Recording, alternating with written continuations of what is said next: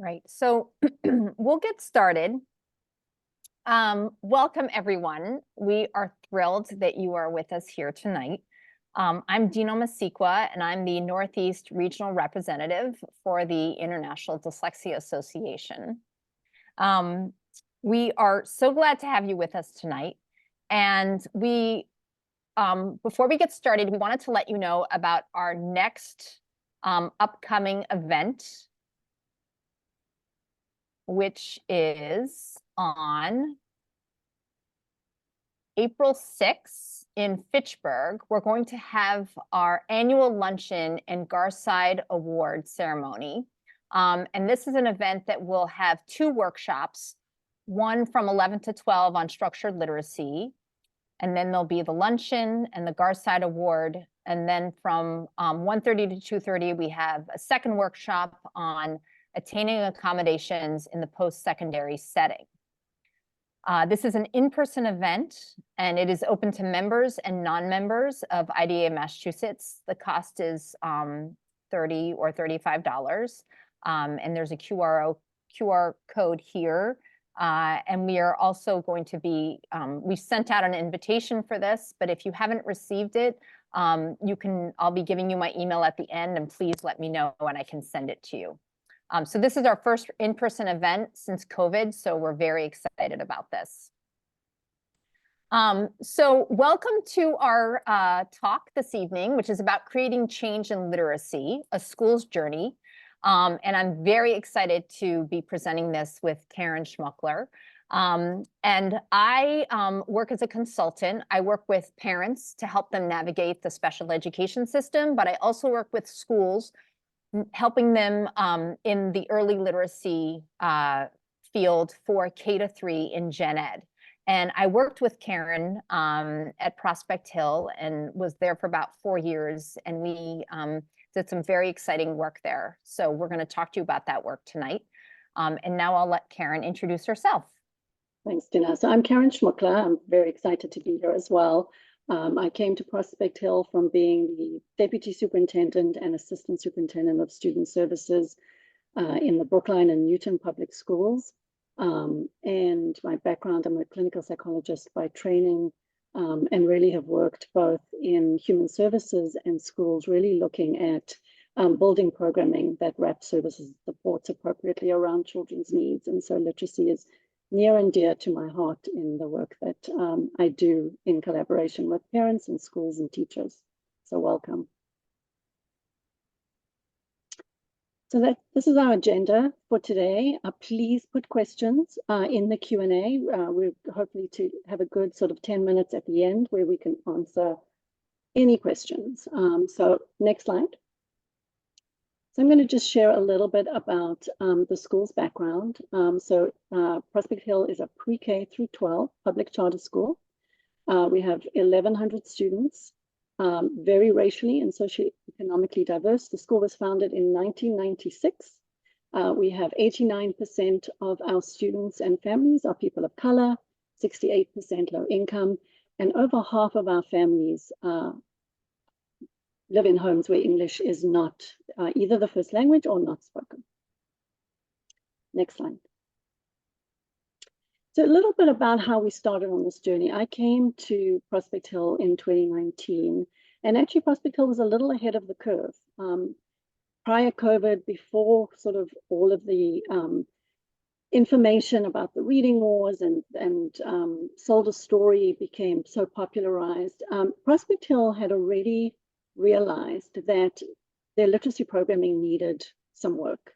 And so when I got there, they had already trained all of their teachers in IMSE, which is an OG whole class programming.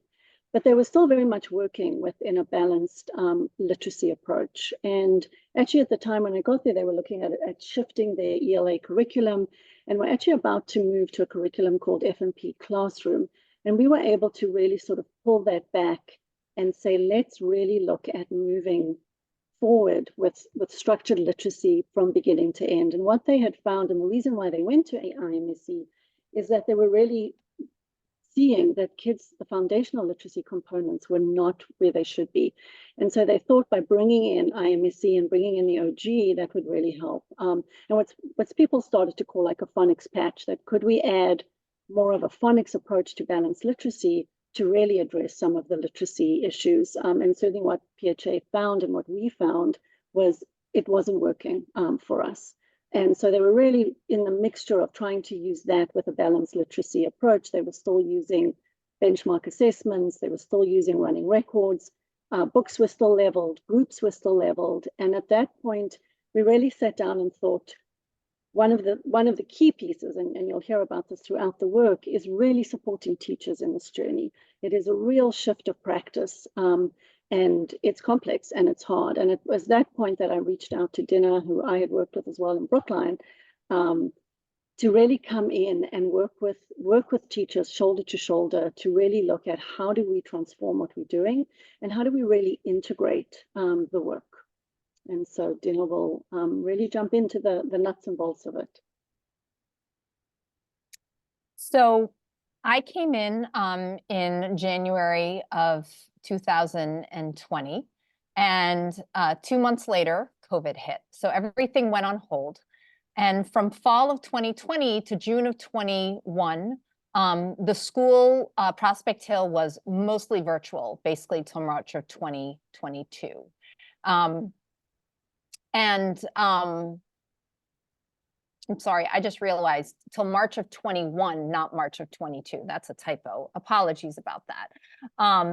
What we did start at Prospect Hill, even though it was virtual, we were virtual with all the students, was we did start doing dibbles in the fall of 2020.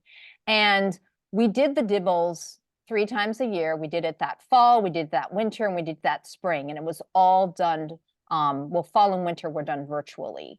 And we did have data meetings with the teachers, but the data was not being used immediately to inform and transform instruction.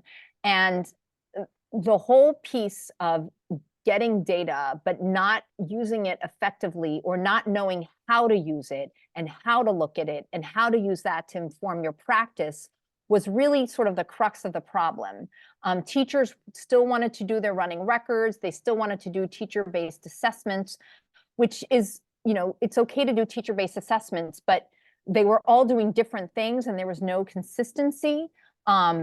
So it wasn't transforming into how we were changing our instruction with students. So when September of 2022, there were, due to staffing issues, we actually didn't have reading specialists in kindergarten. And the next part from now until the end of our talk, we're really going to focus on, we're going to look at 1 grade level and we're going to look at kindergarten. And the reason was because kindergarten, they didn't have any reading specialists. Teachers were running literacy centers, but they were doing the same ones for all of the students. We had very much this, and you often see this in schools where you have the multi-language teachers who are pulling their students and the special education teachers who are pulling their students, and they're doing very separate things, very different than the general ed teacher, and everybody has sort of their pod, but nobody's talking to each other. And you had these 15-minute blocks during literacy centers where teachers were working, but there was no integration and no communication between the teachers. So there was also, which is important, very limited progress monitoring using DIBELS, because we know that DIBELS has a 3-year benchmarking, but there's also progress monitoring, which is an essential component of student literacy growth. And that was not happening, or it was happening at a minimal level. So teachers really didn't have a sense of, I think my student's doing better, but how much progress are they doing? So we were really missing a piece there. So what happened is that we looked at the data. We had the DIBELS data from the beginning of the year of September 22 to the middle of the year of December 22. And this, during these months, as I said, there was minimal progress monitoring. We didn't have a reading specialist in the room, and that was just, the way it was, and we had to work with what we had. And what you can see from these scores is that, we have BOY, which is beginning of the year, and MOY, which is middle of the year. And what you can see is that overall, there was actually a decrease in progress that the students made. So what's circled in red here are components that went down. What's circled in blue is components, subtests that somewhat stayed the same. And what's circled in green is a subtest that did improve. So I'm going to start with what did go up. This is for all the kindergarten classes. Letters, sounds increased. That was the one area where there was progress. As you can see, the red, there are fewer students who were well below in the middle of the year than at the beginning of the year for letter sounds. Letter names overall stayed the same, but what you see is that phonemic awareness, decoding, which is the nonsense word fluency, the words read correctly, and word reading, which are going to be sight words and high frequency words, actually went down. So this was a huge concern for us, and it was sort of a red flag, and we were thinking, oh my gosh, what do we do? So what I wanted to say was that over half the students in kindergarten were well below in foundational skills when we got to December. It was actually at least 60%, actually more than half of the students were well below. So that was definitely a red flag for us. So what were the takeaways? And I'm going to let Karen talk about these. So, as Dina had said, so we're looking, and obviously we're also seeing kind of across the board the impact of COVID as we're really coming back into working. And we really, it was somewhat unexpected to the degree in which students were not making progress. Teachers were doing what they were supposed to do. We were data monitoring. They were using the dibbles. And so we really had to figure out what was going wrong. And it took a lot of actually going in partners, Dina and myself, the principal, into each classroom to really observe and see what was happening instructionally that our students were not making progress. And we sort of said stop, and we actually paused, and for a number of weeks just focused on really looking at the data and looking kind of student by student to really start understanding what's happening and where's the breakdown, and what's happening at the whole group level, what's happening at the small group level, what's happening instructionally. And one of the things that I think often happens, and I think we've certainly seen it in prior years, is teachers feel the pressure to move on, to keep pacing. And what we knew then is that if we moved on, those students would fall through the cracks. And so we actually paused the entire sequence of what we were doing and really sort of went back and with teachers dove deeply, and with Dina in terms of really looking at that data at a very, very deep level. One of the things with doubles is there's an enormous amount of data. I think we often just use it and we touch the surface of it, but really getting deep into the progress monitoring to see what was happening. And then really working with teachers to say we have to do something different, which was really difficult in terms of allowing teachers to say we can pause. We know we're not going to be on pace. Of course, teachers were really worried about where kids are supposed to get to, right? We're talking about January of kindergarten. Everyone's already thinking about we have to hand over our kids at first grade. How are we going to get them there if we're going back?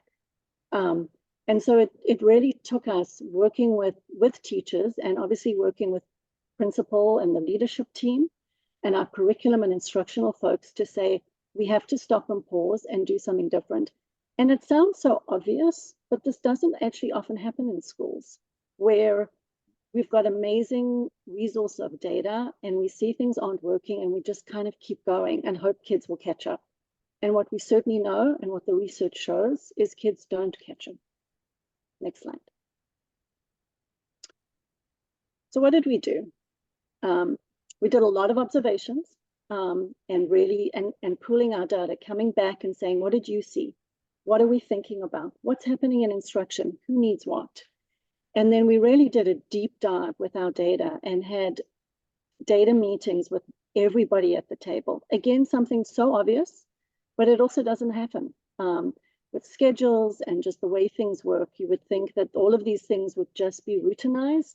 And certainly teachers would meet, but this notion that everybody was meeting and everybody was looking at the data together, and the people who really knew the kids, our special ed teachers were at the meeting, our ELL teachers, everybody coming together, bringing their wealth of resources around what they knew about each child and really collaborating on that level. And so we really were able to go child by child to say, where is this child's breakdown and what are we going to do about it?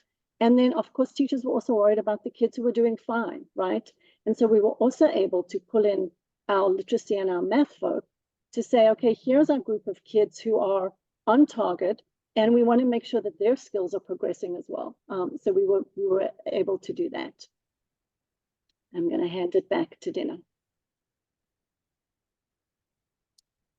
So, and I apologize, the light of the room that I'm in just went off. So apologies, it's dark on my end. So what did we do? So one of the things Karen said was that we had data meetings where we had everybody at the table. And the special ed teachers were not thinking, these are my kids, or the multilingual language learner teachers were not thinking, these are my kids. We were all thinking together about, these are our kids, and how are we going to group these kids? And when we looked at the data, we started making differentiated groups for small group instruction. And all the kids were going to get, all the students were going to get small group instruction. And we were going to group kids by skill level. So you're going to have in your, for example, your well below, so students who are in the well below, overall for their composite score, you might have students in there who are multilingual language learners. You might have English language learners. You might have special education students, and they're all, in the same group because they're at the same skill level. So that was really important.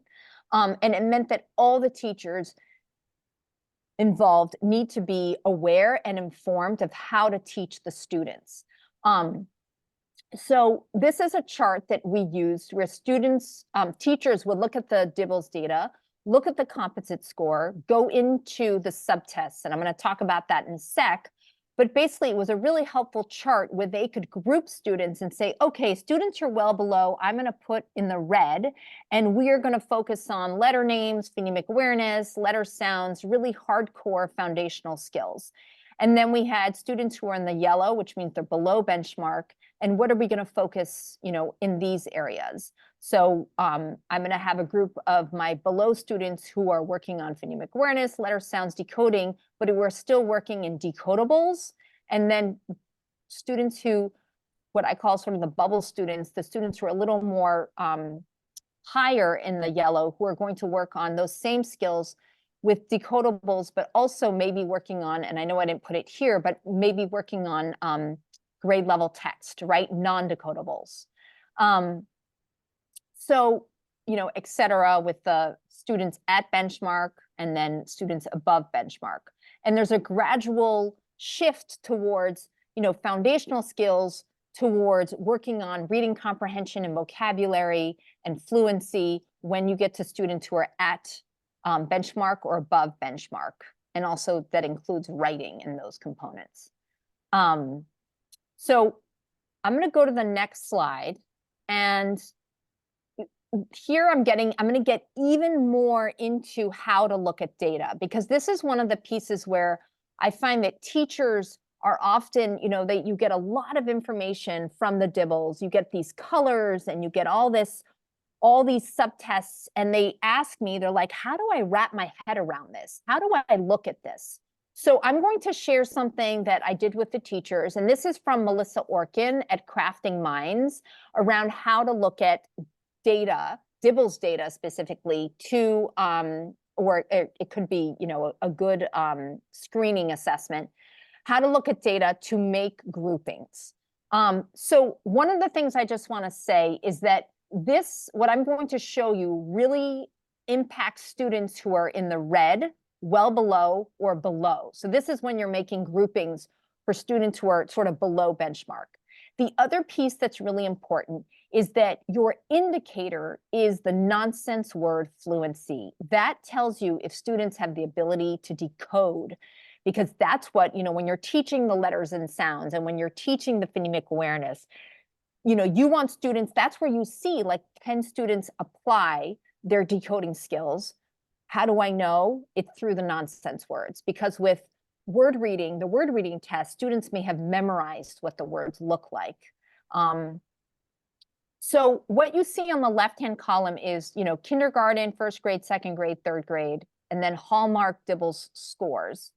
And there are 4 sort of focus groups, focus 1, 2, 3, 4 across the top.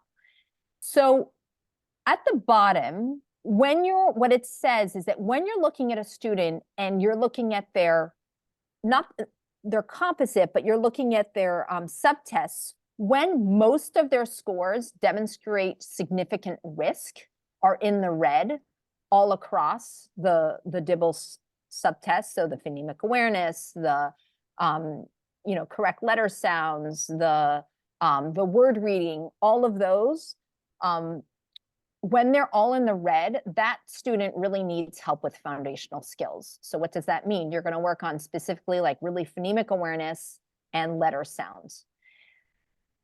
When all or most measures of nonsense word fluency, so we're going to hone in on nonsense word fluency, are in the red or in the yellow, depending on what grade the student is in, you're going to focus on different things. Moving across, when a student are at low risk for nonsense words, but their word reading fluency and the oral reading fluency are in the red or in the yellow, then you're going to move towards, your focus is really going to be what I call accuracy, and fluency is what you're moving towards. You're moving towards fluency. And then the last one is when all measures of the word reading indicate low risk, but the maze or other measures of comprehension. So for example, let's say you are doing the TRC, or you have another oral reading measure of comprehension.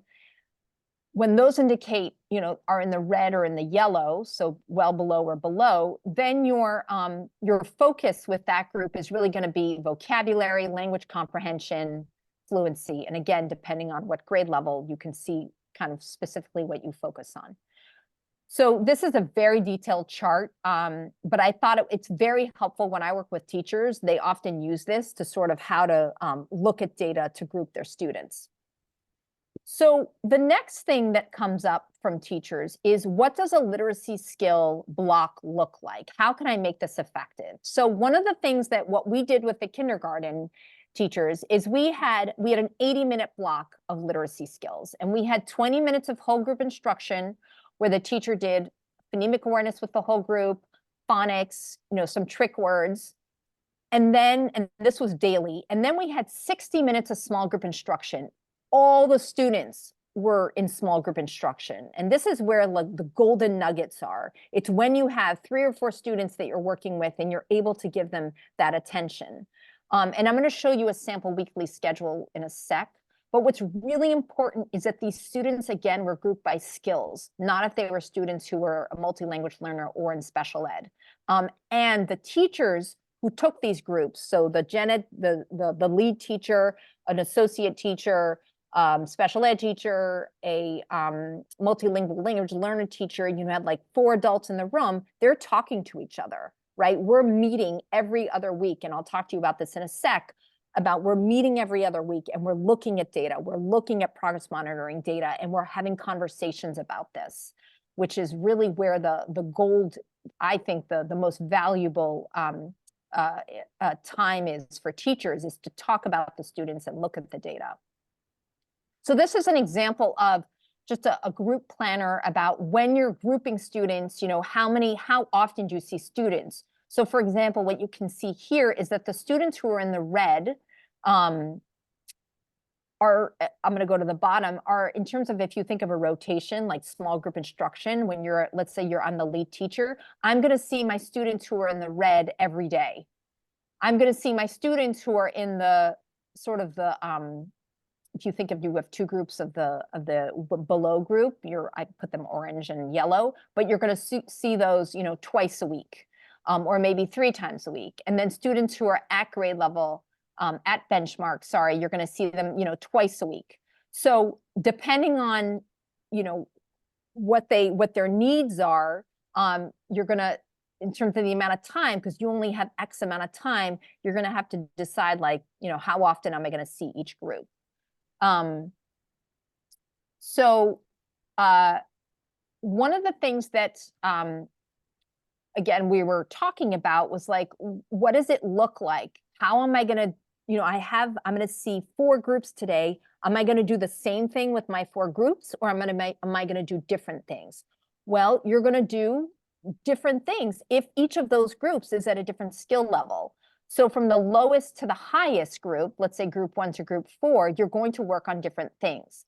And this is just sort of an overview of, as we said, group 1, foundational skills, group 2, accuracy. This is what I was talking about before. So I'm not going to spend too much time on this because this sort of reinforces the chart I showed you earlier.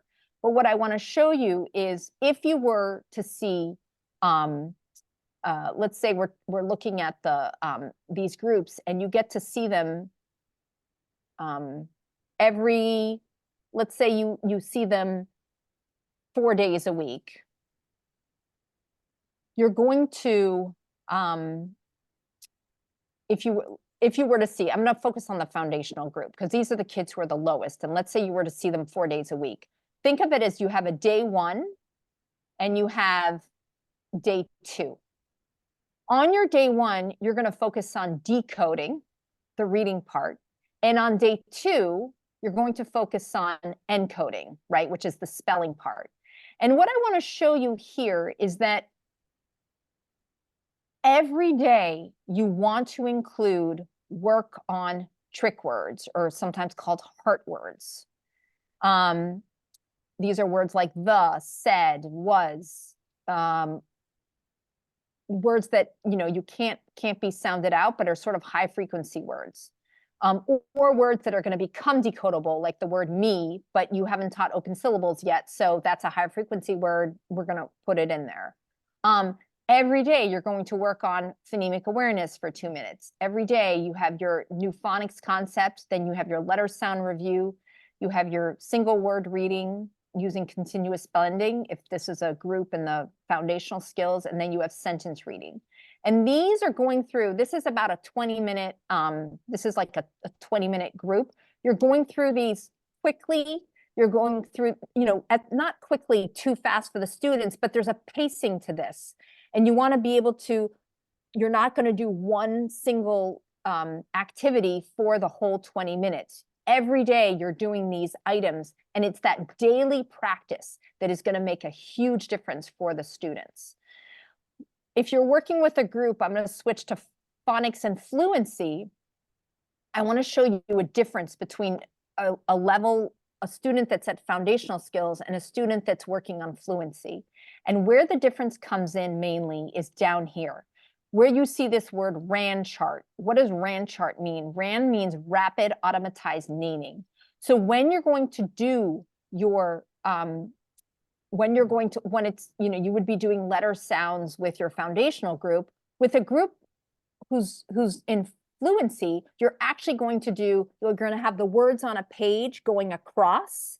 You're going to have, you know, a 4x5, and the students are going to read the words going across the page, you know, continuously. And you can have choral reading. They're all reading these words together as you point to the words. And it's not just 4 words on a page. You have 20 words, and it's the same words that are coming back, you know, 2 or 3 times. So you might have 4 words. You're working on short vowel sound ah, and you're having, you know, words like, you know, map, cats, sats, lap. And these 4 words are mixed in different orders along these 4 rows. And that is extremely important, that students have this sort of pacing of reading words across a page because it's going to help them develop their fluency. You also are going to have decodable text, and you're also going to have, sentence reading, as we see with the application of the skill that you're working on. So this is day 2. The main difference with day 2 is that you have dictation, right? So dictation means you're going to give them sounds to, what says ah, they're going to write the sounds. You're going to have words to spell. You're going to have a sentence for them to write or two that is applying whatever skill in the phonics scope and sequence that you're working on. You're also going to bring in vocabulary. So this is actually really important because when you are teaching, let's say, closed syllable words, and you're focusing on short vowel sound ah, and you have the word bat, bat actually has about 4 meanings to it. There's the animal, there's the baseball bat, there's to be at bat. So you can still do vocabulary even when you're working with students who are at the foundational skill with words that they can decode. So it's really important because what you're doing in the brain is that you're connecting the frontal cortex, which is where vocabulary happens, with phonology and with orthography, which are more towards the back of the brain, and you're connecting these neural pathways, and it's what really makes students become more fluent readers. So what Karen was saying earlier, which was so important, which she was talking about progress monitoring. So the kindergarten teachers, when we got this data, we were like, oh my gosh, like we got to do something here. We started doing progress monitoring for the students who are well below every 2 weeks. So every Friday, the teachers would take the time and progress monitor their students. And they actually were really looking forward to it because they got to see like how much progress were their students making. And if they were making progress. The students that were below benchmark, we progress monitored monthly, and the green and blue we progress monitored. That's the benchmarking. I want to say that it's the teachers that did this, not the reading specialist, not the special ed teacher.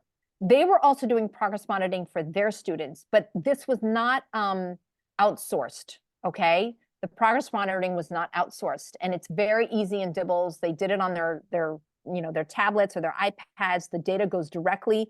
You could do it on paper, but some teachers chose to do it on the computer, and it goes, or on the tablet, and it goes right into the system. So you get the data right away.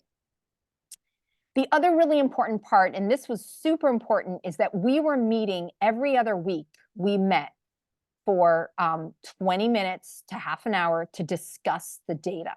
And it gave the teachers an opportunity to talk with each other, the kindergarten teachers, to talk about the data with each other, to talk with me. We looked at it. We moved students, right? Flexible groupings.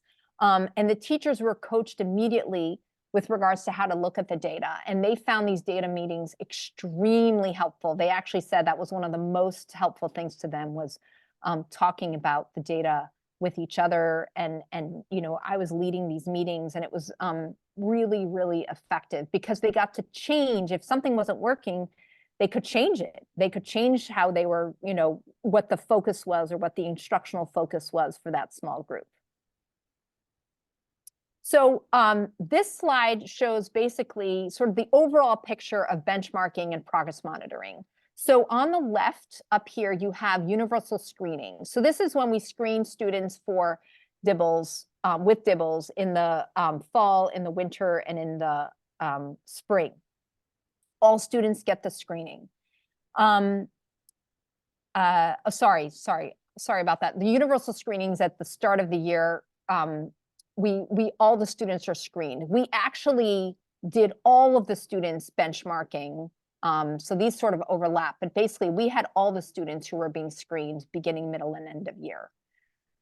Then what we had is we had students who were in the yellow tier 2 and who were in tier 3. Those were the students where we did the progress monitoring, either whether it was every 2 weeks or every 4 weeks. And that was really important to see how effective, our instruction was. So we got to the end of the year, we're in June of 23, right? So we had this aha moment in December of 22. We were like, oh my gosh, the data's not looking good. We have to change things. So we did all these changes that we just talked about. And then we looked at the data at the end of the year.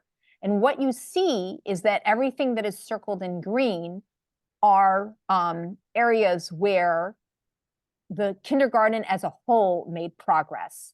What you can see is that the red line got smaller. That means the red line is students who were well below. And in all of these categories, the students who were well below moved, right? And so they moved, where did they move to?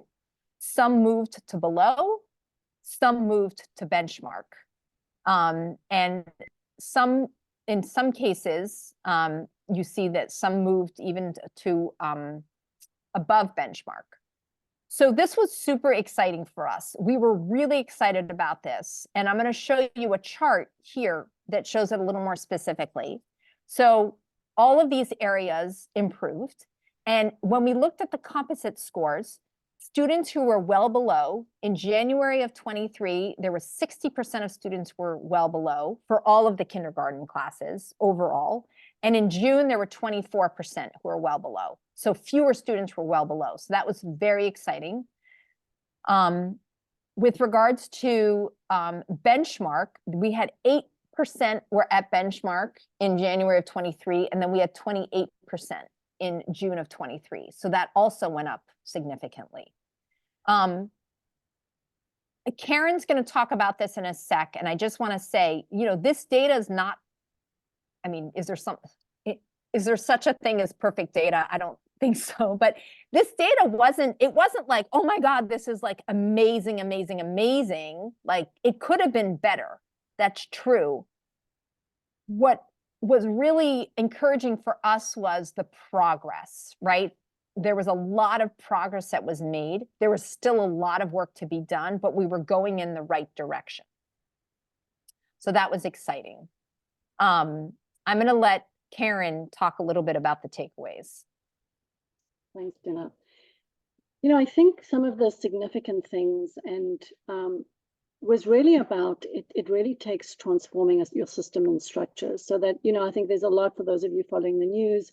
There's a lot about curriculum and programming and phonics. And all of those composite pieces are not in it. You really have to look at it systemically.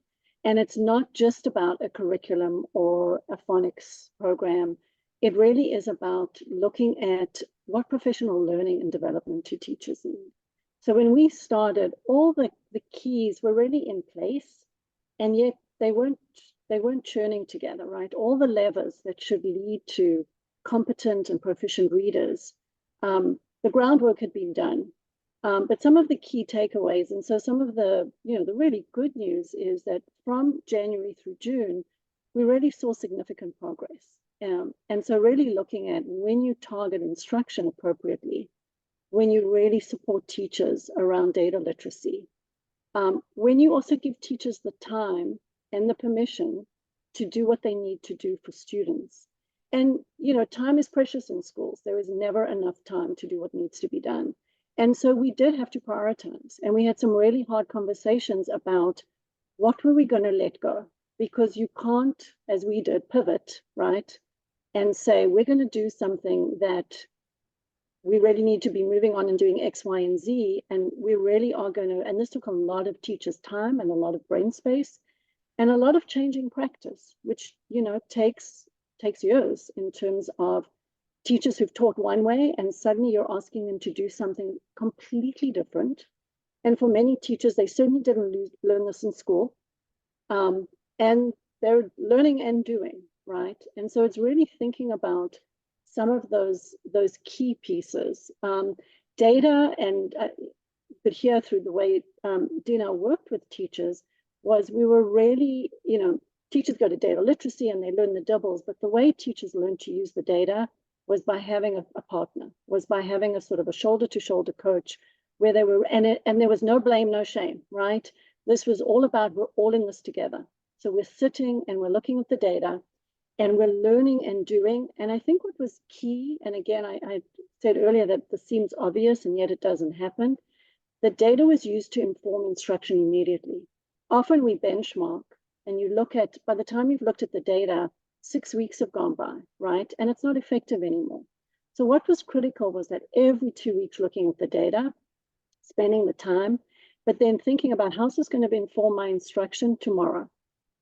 What was also really interesting, and as Dina had shared, prior to this, when there was a reading specialist or a literacy specialist working with kindergarten, she was actually doing much more of the data work so that teachers were not actually grappling with the data on a day-to-day level with the data.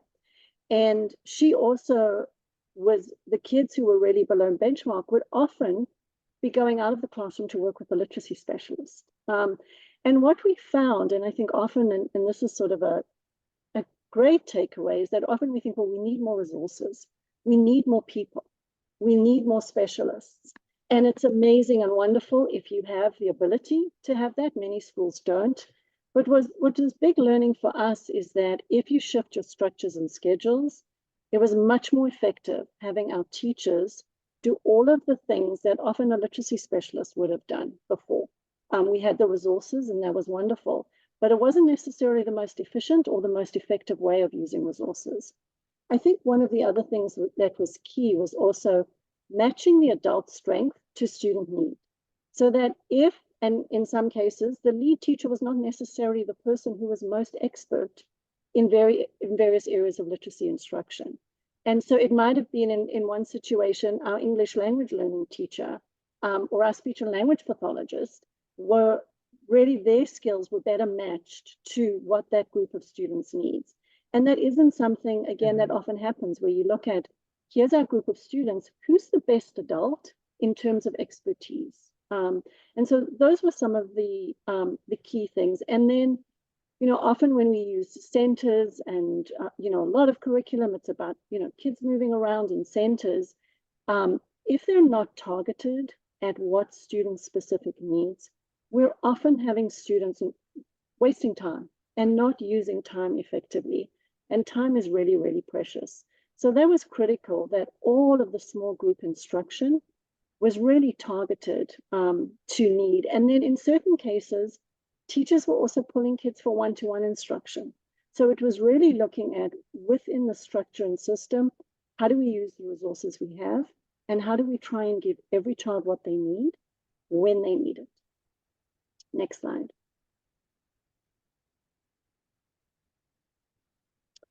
So overall, I think I've shared a little bit about some of the lessons learned. Change is hard, and this is real systems change. I think there's certainly a lot in the news about, we just need the right curriculum, or we just need to be doing structured literacy, which we do. But it's much more than that in terms of, as you're thinking about shifting curriculum and shifting focus in terms of how one does it and how one really supports teachers. What's critical is teacher learning and teacher professional development, and also when and how it's given. I think what was most effective, and again, we were fortunate to have the resources to bring in somebody like Dina, but it was professional development that was targeted at what teachers were saying they needed next. We often spend many, many hours of training and teaching teachers in broad scopes, right? Doesn't necessarily help them go into their classrooms the next day and change practice or think about different practices.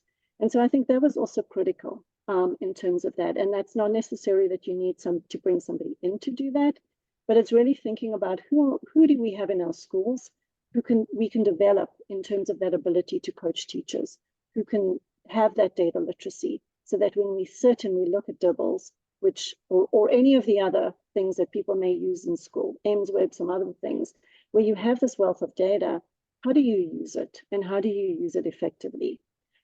We had a lot of discussions about what about math? What's my first grade colleague going to say when my kids come up and they're not where they should be? And really thinking about, as I said, prioritizing. So, from January, and we actually did it from January to Valentine's Day, was actually our first sort of like 6-week push. A lot of other things had to be let go, right? And we had to talk to our families and really engage. And that's another key piece, both at the support level, but also really engaging with families as to what you're doing and how they can be supportive at home, but also that they know we're doing this, here's the data, sharing the data with families and really bringing families into the partnership so that they are working alongside us. And, you know, I think really helping teachers to be okay with targeting instruction and doing what their kids need at the moment. I think there's so much pressure on teachers to just keep moving, right? And keep moving kids forward. And that's really critical sort of at the pre-K, kindergarten and first grade level that we don't do that.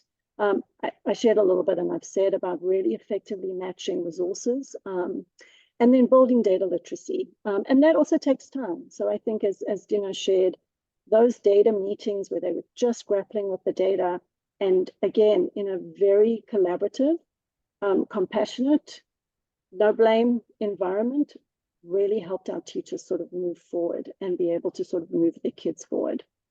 So in terms of some things that you could do, certainly if you're a parent, is really making sure that you're getting the data. Schools are required to be doing benchmark assessments. And so making sure that you know when your schools are doing it and that you're getting the data. And that you're sitting down with the teacher and understanding where is my child at? Where are the areas where my child needs support? And how are they getting that support? Also being, you know, informed about what curriculum are being used, what programming is being used, what's the system in the school, how you can help at home. I think for teachers, again, having the time and the collaboration with colleagues is what our teachers told us was so effective. Really those meetings where you had that multi-systemic meeting and you had multidisciplinary meet and all eyes and different eyes looking at the same thing. Again, it's not something that unfortunately teachers get to do a lot, where you're really able to just slow down and look at the data and really have your colleagues sitting next to you, all pooling and bringing your strengths. And really, I think from a teacher perspective, being able to think about, even if you don't have the capacity to do that, in your own sphere of influence, how can you look at your data? What do you need to do in terms of even at just a foundational level and using those as building blocks? How can I use the data I have to think about my kids differently and to think about my instruction differently? Next slide.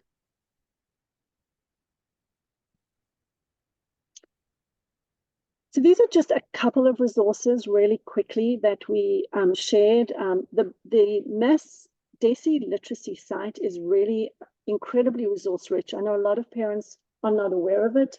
It also, we put the link there for what are the approved literacy screening assessments that all schools are required to be doing. If you're following in the news, you know, Governor Healy a few weeks ago announced the Mass Literacy Initiative, which is really exciting, that there is both funding and really a growing awareness of what schools need to be doing with support behind it. The University of Florida, folks have heard of UFLI, also is an incredible resource rich for both parents and for teachers. And so we just wanted to share those. Of course, there are many, many others, but these are just some of the things that both teachers and parents have found really helpful. So we're coming to the end of our talk tonight. And first of all, we want to say thank you so much for coming. We're going to answer questions that people have. But before that, I just wanted to say a few things. You have our contact info, my email and Karen's email. And also, with regards to tonight, if you'd like a certificate of attendance, or if you would like the slides, a PDF of the slides, please email me at this email address. And everybody who registered for this event will be getting a link to the recording. So the recording will be put on our on YouTube channel. It will take about a week and a half to do it. But this is being recorded, and so you will have access to the recording. So we're going to open it up to questions. And I think think there is Yep. a question in here. So this is actually a really great question and a challenging question. And Dina, you might want to scroll back to the data slide. So the question is, what are possible reasons why during the virtual, class COVID period, some skills like letter sounds improved, while others, as expected, declined? And decline is more easily understood, like, for example, word reading. So that is a great a question. really So I think interesting we're looking question. at, yes. And sorry, I don't know how I can, oh, let me click on that. Aha. Okay, so this slide, am I right, Karen? I think so. Yeah. Was it this slide? Yes. So the question was, why did the letter sounds improve, whereas others went down? Was that the question? Yep. Yep. Okay, that's such a great question. So, and letter naming stayed the same. So here are my thoughts on that. When students came in at the beginning of the year, what the teachers focused on a lot in those first few months were sound cards. There was a lot of, we're going to learn our sound, we're going to learn our letter names, we're going to learn our sounds, and there was a huge emphasis on these sound cards.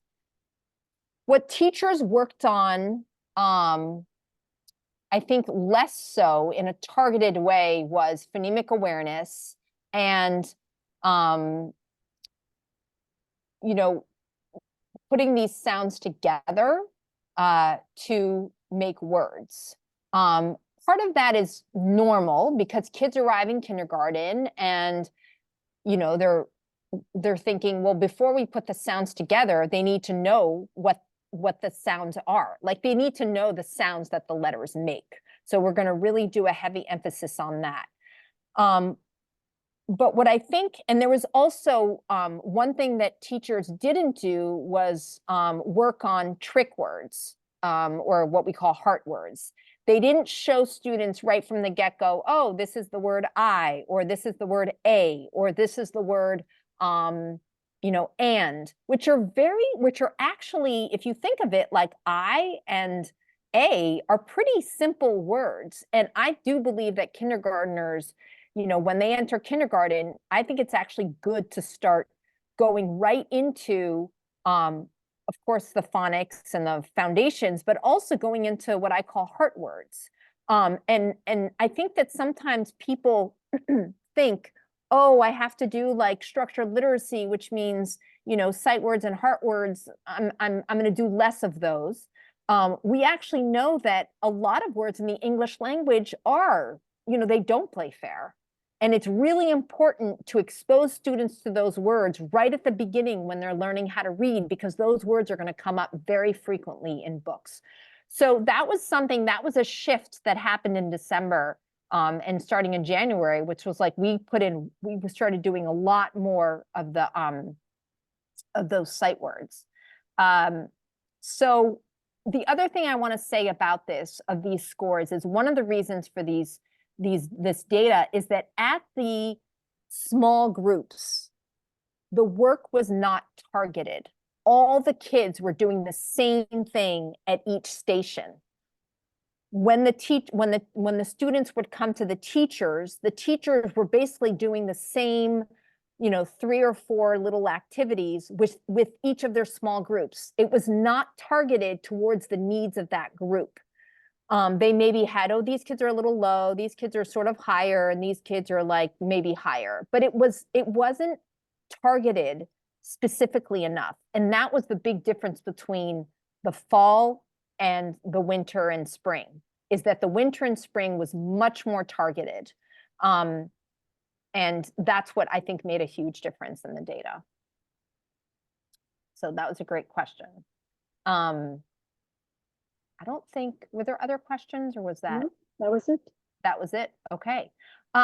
Well, thank you everyone so much for coming this evening. I'm going to show the last slide again, just so you can, if you want to reach out, you have our emails, so please reach out to me, dinamessiqua@gmail.com, if you would like a copy of the PDF slides, or if you would like a certificate of attendance for tonight. And you will all be getting a link to the recording of the session tonight. So thank you so much for coming. And again, our next event is going to be, and I'll show it again, just so people can see it, is going to be on April 6th. It's our first in-person event since COVID, very exciting, in Fitchburg. We're going to have our annual luncheon, and a workshop on structured literacy beforehand, and a workshop on attaining accommodations for students with dyslexia in the post-secondary setting, so in college. We have a wonderful speaker who she actually specializes in accommodations for college level students. What can you ask for? What is realistic? What should you be asking for? What to expect? And I will be doing actually the session on structured literacy. We'll talk about the building blocks of structured literacy and what it looks like in the classroom. And it will also include a luncheon. And the cost is quite minimal for members and non-members. So we hope you can join us for that. And thank you so much for coming tonight. Oh, I think I see more questions. Oh, okay. Thank you for your feedback. Okay, that was great. Thank you, everyone. And we hope to see you on April 6th. Okay. Good night. Good night. Bye.